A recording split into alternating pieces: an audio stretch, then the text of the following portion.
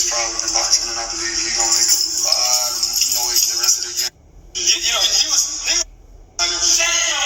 EPA or the WBC. I know, but 2 more fights, I'm going up.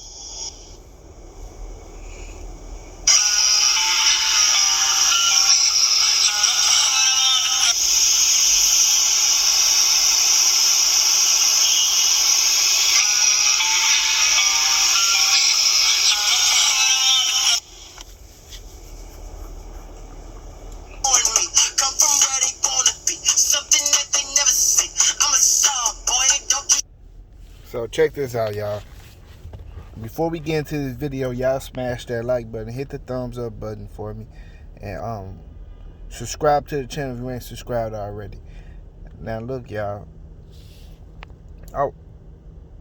We all know that the fight was Saturday between Jermell Charlo versus Brian Castano. I must say, Brian Castano has gained a new fan in me. I'm a fan of him now, and I'm still a fan of Jermell Charlo. No matter what happened, even though it came out as a draw, I was live streaming during the fight. So if y'all haven't seen that, y'all can go back to that, man. Pretty entertaining, man. Go back to my Saturday live with the Jermell Charlo fight with Brian Castano. Now this is a video I did, right? It's called Jermell Charlo Backdoors Earl Spence and Derrick James, and trains with Joan Guzman, right? With the thinking emoji. So, listen, right? For this camp, Jermell Charlo was training with a nigga named Joan Guzman, right? He was training with him, right? And he was training with Derrick James also. Not sure why, but this was my theory right here. This was my theory. I feel like this shit had an effect on his fight, right? Because it was obviously something wrong with Jermell Charlo, but I don't think it's the fact that he didn't train hard enough, because I believe he always trained hard. I believe that he was stuck in between game plans between the boy Joan Guzman, the guy Joan Guzman, and Derrick James. As we all know, man, I watch a bunch of Derrick James videos every time them bitches drop. Every time I do a video, I'm always probably one of the first motherfuckers watching the video to see what he say. And I know for a fact, I done heard it out of Derrick James' mouth already, that he don't like, when he train a fighter, right, he's not training you with another trainer. He doesn't like multiple trainers, bro. And I'm sure Jermell Charlo knew that shit. But Jermell Charlo seemed to still work his ass with Joan Guzman for no fucking reason. If you had something that was working, right, every fight, why bring in the extra I'm not fucking sure, right? But I mean, I can think of a lot of shit and throw out there, but I can't make them stick. I can say shit like, hey, maybe Jermell Charlo was jealous that Derrick James was making him stay in Dallas where Earl at, because he preparing for the Manny Pacquiao fight or some shit like that. I could throw shit out there like that, but I'm not sure, so I'm not really gonna stand 10 toes on that. But that's why when I even did this video, I had the thinking emoji. Like, look, man, Jermell Charlo performance wasn't the same. That wasn't his best, bro. He did some shit in the fight that he was against the ropes, right? Bobbing and weaving and shit. Like, I never seen Jermell Charlo do that shit. Even when Tony Harrison was walking his ass down, hitting him with shit, he wasn't even doing that. He was on the defense, he was on the back foot, but he wasn't just sitting against the ropes, sitting there, bobbing and weaving, and then steady trying to hit him with the same trap, which was the left hook. He caught him with it once, right? Where he leaped in with the left hook, boom, caught him. Hurt him. Couldn't finish him. He didn't want to throw his gas tank out because, for whatever reason, I'm not sure. But that's what it looked like. So, what I'm saying is that I believe Jermell Charlo was stuck in between game plans. He didn't know what the fuck to do. He looked confused at times. You know what I'm saying? He couldn't figure out Brian Castano. He wasn't taking major chances like he usually do. He wasn't doing a lot of shit, bro. During the fight, right? It's another thing I noticed, right? This is the most. I'm not blaming Jermell Charlo girlfriend whatsoever, not at all, bro. But this is the most I ever seen her speak, right? This is the most I ever heard her talk. I just want to throw that out there, right? During this whole little bit lead up to this fight. During the fight with Brian Castano, Jermell Charlo seemed to be distracted. He was looking off to the side, right? Listening to the nigga Guzman, right? Because Juan Guzman was there. He was looking at him, right? He even said it in the post press conference. He was looking at his wife. He was looking at her. And he trying to listen to Derrick James all at the same time, and we wonder why he wasn't listening to shit Derrick James was saying, bro.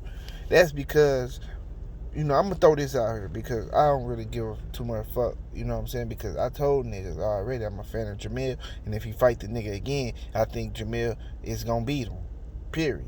But I'm going to throw this out there. I don't know if Mel White been in this earth, right? About whatever the fuck. I don't know. Maybe he feel like, Derrick James ain't, 100% form or whatever that might be, and this Guzman guy was in his ear. Maybe those who, because that's who he was looking at. He said it himself after the fight at the post press conference. Go watch it. He said, "Man, I was looking over, and my wife was screaming. My trainer, he didn't say trainer. He said Guzman. He was he was talking, bro. You supposed to tune all that shit out, bro. I believe this nigga been getting some bad advice, man. I'ma stand out on a limb and say this shit.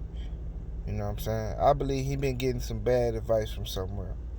You know what I'm saying? Because it was obviously a disconnection. You know what I'm saying? Even when Errol Spence, right, did a interview, right, somebody tried to ask him about the fight, right, when he was in the crowd. Earl ain't really want to answer the shit. It was like, he was taking pictures with his fans, like, man, y'all gonna wait type shit. Or he was just ignoring them for a second, then he finally answered, like, man, it was cool. I think even Errol Spence know. And Derrick James know. Man, I told this nigga, why the fuck is you working with other trainers and shit? that was mighty word to me, which is why I did this video and said that I brought it up like, hey, is Jermell planning on backdooring Errol Spence, bro?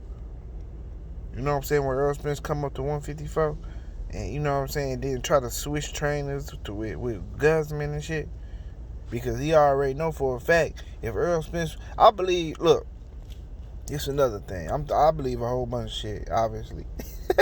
But I believe Errol Spence don't give a fuck. I think he'll get in that bitch with Mel and whoop Mel ass, beat Jermell Charlo ass, hop in that motherfucker. He don't give a fuck about friends or none of that shit.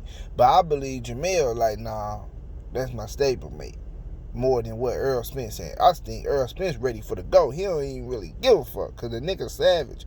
He don't really care. But Mel, right, is like, nah, cause he know he can't beat Earl. That's what it is. Cause if he felt like he was better, he was like, man, if Earl wants to do it, we can do it. If he thought he could beat Earl, he'll say that shit. Cause that type of nigga Jermell Charlo is. He kind of unstable like that. He'll say some shit like that. But Earl don't give a fuck. He said he coming to get a belt. I don't give a fuck who got the belt. He come. When he come, niggas gotta get the fuck out the way. But that's another story. I'll get on that later on, you know what I'm saying? And everybody remember who the first to say this shit. You know what I'm saying? But like I said, man, I believe Jermell Charlo was stuck in between game plans, man. You know what I'm saying? I never understood why niggas had multiple trainers. Because if one trainer training you and then another trainer training you on some other shit, how is that not getting conflicted? It always confused me. You know what I'm saying?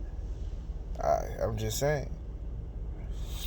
But it is what it is, man. We'll get the rematch. I'm a new fan of Brian Castano. And he put on hell. He impressed me, man. Even though a lot of his shit was inaccurate and didn't land, but the fact is, even though I believe Brian Castano took a lot of shit from Tony Harrison and seen what Tony Harrison did, and he did the same exact shit, but he had the chin and the stamina to carry the shit out throughout the whole fight, because Tony Harrison got stamina problems. You know what I'm saying? And he had the game plan, right? But he had stamina problems. So he started playing to disguise it. Because anytime you see a nigga trying to play around and shit, he is really affecting him.